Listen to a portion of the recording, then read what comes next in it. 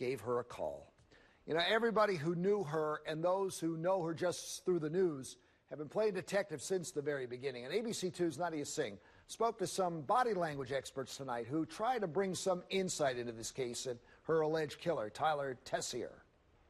Well, Jamie, the Wallens knew that Tessier was a person of interest in this case. They knew they could be potentially side by side with their daughter's killer.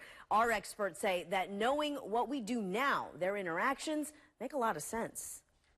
And the one eyebrow is going up. From a trained eye. This is key. We wanted to know what the interactions between the Wallens and Tyler Tessier show.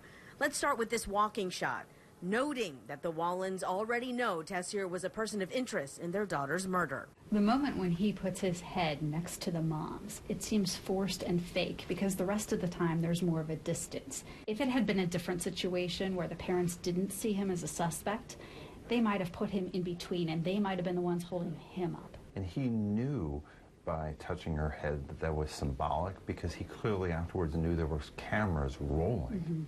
And he knew that this was going to be analyzed. Now take a look as the Wallens and Tessier walked to their seats during Monday's press conference. She held on to him, and for that moment, you felt that mother-in-law moment, but she let go very quickly. Meaning she was uncomfortable and didn't want to be around him. Also, you notice that he took his hand and wiped his lip right before he sat down. Two things. He's soothing himself, but he also could be sweating because of nervousness. At this time, Tessier is unaware he is a person of interest in this case. Our body language experts analyze how he performs at the podium. The pauses are unnatural. But his pauses were long and it broke the flow. What could that mean?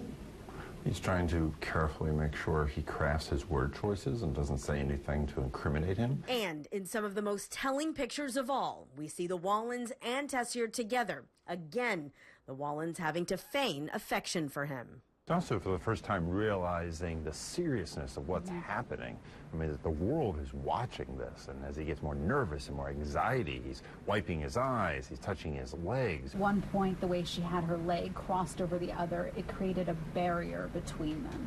It's saying, I'm going to hold your hand because I know I have to. Last thing that she wanted to do, her leg, as Rebecca mentioned, was blocking him, but she realized that to have herself as part of this investigation, she had to hold his hand.